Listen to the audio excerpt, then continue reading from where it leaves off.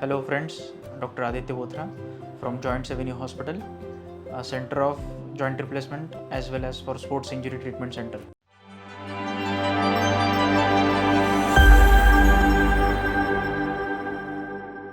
तो आज हम इसके बारे में बात करने वाले हैं कि ACL लिगामेंट बेसिकली लिगामेंट क्या होता है और इसकी इंजरीज़ कैसे होती है और इसका क्या क्या ट्रीटमेंट्स ऑप्शंस अवेलेबल हैं।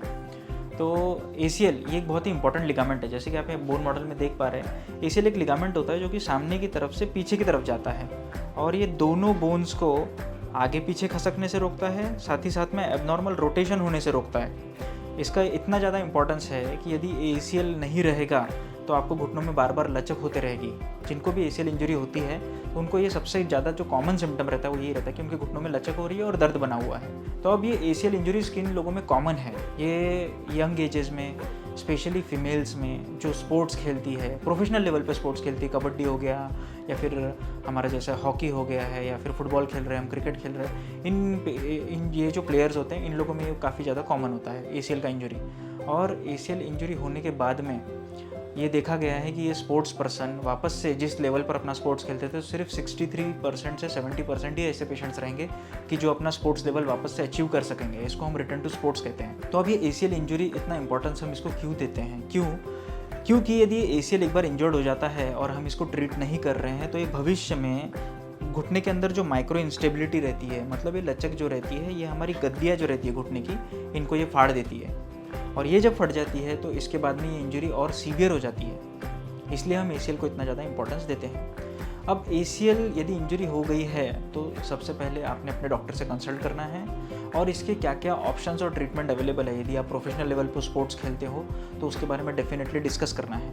ACL यदि एक बार इंजर हो जाता है तो हम यूजुअली इसमें सर्जरी करते हैं। यदि यंग पर्सन है और वो स्पोर्ट्स वापस से खेलना चाहते हैं तो हम उन लोगों में यूजुअली सर्जरी इंडिकेट करते हैं, क्योंकि हम घुटने की माइक्रो इंस्टेबिलिटी नहीं चाहते हैं और हम गद्दियों को मतलब मेनिस्कस को वापस से इंजरी नहीं देखना चाहते हैं। अब इसमें ACL में ऑप्शंस क्या क्या अवेलेबल होते हैं, ट्रीटमेंट के ऑप्शंस क्या क्या अवेलेबल होते हैं। आज की डेट में 99% टू यदि मैं 100% बोलूँ तो ये आर्थ्रोस्कोपिक सर्जरीज होती है, मतलब दूरबीन द्वारा ये सर्जरी होती है, जिसको आप लोग अपनी भाषा में लेज़र सर्जरी भी कहते हैं। तो इसमें हम लोग आपकी बॉडी से ही कुछ मसल्स निकालते हैं और इस मसल से उस लिगामेंट को रिकन्स्ट्रक्ट करते हैं। तो अब इसमें जो ग्राफ्ट ऑप्शंस रहते हैं कि हम कौन कौन से ग्राफ्ट यूज़ करते हैं, तो हैमस्ट्रिंग ग्राफ्ट्स बोलते हैं हम एक, जो कि यहाँ पर घुटने के पास की मांसपेशियाँ होती है, 3 मांसपेशियाँ होती है, उसमें से 1 या 2 मांसपेशियों को यूज़ किया जाता है। या तो पेरोनियस बोलते हैं जो कि एंकल के पास, मतलब हमारी एड़ी के पास की एक मांसपेशी होती है, उसको इस्तेमाल करते हैं। हम आजकल क्वाड्रिसेप्स मसल इसका भी काफ़ी ज़्यादा इस्तेमाल करने लगे क्योंकि काफ़ी थिक ग्राफ्ट होता है और इसका जो कोलेजन मतलब इसका जो प्रोटीन स्ट्रक्चर है वो नॉर्मल ACL के आसपास होता है। और तीसरा और जो गोल्ड स्टैंडर्ड है उसको हम बोन टेंडन बोन ग्राफ्ट बोलते हैं, मतलब हम यहाँ से कटोरी जो होती है पटेला, इसका कुछ बोन पीस ये मसल के साथ में और नीचे जो टिब्रोसिटी होती है यहाँ पर इसका मसल के साथ में एक पोर्शन निकालते हैं। ये ग्राफ्ट हम mostly high level elite sports जो खेलते हैं, जो प्रोफेशनल एथलीट्स होते हैं, उन लोगों में इसी का प्रेफरेंस रहता है हमारा, क्योंकि ये ग्राफ्ट जल्दी हील होता है और दूसरी चीज़ इसका स्ट्रेंथ भी काफ़ी अच्छा होता है। तो फ्रेंड्स ये थी इन शॉर्ट ACL के बारे में कि हम कौन कौन से ग्राफ्ट्स यूज़ कर सकते हैं और इसके ट्रीटमेंट ऑप्शंस हम कैसे कैसे करते हैं। अब इसके बाद में इसकी टेक्निक्स क्या क्या रहती है, जो आर्थ्रोस्कोपिक टेक्निक्स है उसमें भी काफ़ी वेरिएबिलिटी है। अब इसमें हम 2 इंपॉर्टेंट चीज़ें बात करते हैं कि कॉर्टिकल फिक्सेशंस और सस्पेंसरी फिक्सेशंस। कॉर्टिकल फिक्सेशंस मतलब क्या रहता है कि हम ये ग्राफ्ट जहाँ पास करते हैं बोन टनल्स बना के ऊपर या नीचे दोनों तरफ हम इसको स्क्रू से लॉक करते हैं। तो अभी जो स्क्रूज रहते हैं ये 2 टाइप के रह सकते हैं। एक जैसे आप वाइट स्क्रू देख सक रहे हैं, ये बायो एब्जॉर्बेबल स्क्रू है, मतलब ये 2 से 2.5 साल के अंदर खुद ब खुद ही बोन में बोन बन जाते हैं। और एक होते हैं कि नॉन एब्जॉर्बेबल जो कि मेटल से बनते हैं, और ये जो मेटल स्क्रूज रहते हैं मोस्टली आजकल हम टाइटेनियम ही यूज़ करते हैं, तो उसके रहते हैं। और तीसरा ये जो कॉर्टिकल फिक्सेशन था, और तीसरा जो एक फिक्सेशन का सिस्टम आता है उसको हम सस्पेंसरी फिक्सेशन कहते हैं। ये सस्पेंसरी फिक्सेशन में हम क्या करते हैं कि ऊपर और नीचे दोनों तरफ सिर्फ बोन टनल्स बना देते हैं और बोन टनल्स के ऊपर ग्राफ्ट को लॉक कर देते हैं और वो एक धागे से सस्पेंडेड रहता है। जैसे कि अभी आप यहाँ पर देख पाएंगे,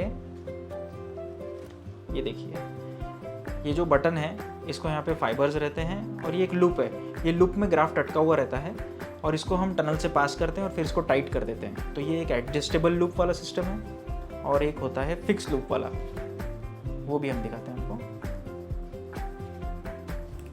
ये देखिए जैसे यहाँ पर आप देख रहे हैं कि ये लूप छोटा है, तो ये लूप एकदम फिक्स सिस्टम होता है इसका मेजरमेंट हमारे पास ऑपरेशन के पहले ही रहता है, उसी मेजरमेंट करके हम उसको टनल्स बनाते हैं और फिर बाद में हम इसको ऊपर और नीचे लॉक करते हैं। तो ये जो सस्पेंसरी फिक्सेशंस है, तो एक हाइब्रिड फिक्सेशन भी होता है। हाइब्रिड फिक्सेशन का मतलब कि जैसे हम ऊपर जब फीमर में ग्राफ्ट को आपके लॉक करेंगे तो हम सस्पेंसरी फिक्सेशन का इस्तेमाल करेंगे, और नीचे हम कॉर्टिकल फिक्सेशन मतलब कि फिक्स सिस्टम रहेगा, स्क्रू डालेंगे। दूसरा होता है कि all inside technique. All inside technique में हम क्या करते हैं, ऊपर और नीचे दोनों तरफ हम सिर्फ सस्पेंसरी फिक्सेशन करते हैं, उसमें हम काफ़ी बोन बचाते हैं, और ऊपर और नीचे जैसे एडजस्टेबल लूप जिसका हम बात कर रहे थे, एडजस्टेबल लूप से हम ग्राफ को लॉक कर देते हैं। तो फ्रेंड्स, यदि ACL रिलेटेड आपको कोई भी समस्याएं हैं तो आप हमसे कांटेक्ट कर सकते हैं। हमारा हॉस्पिटल जॉइंट्स एवेन्यू, ये लोकमत स्क्वायर नागपुर यहाँ लोकेटेड है। आप इस चैनल को सब्सक्राइब कीजिए और आप हमसे कभी भी कांटेक्ट कर सकते हैं। Thank you.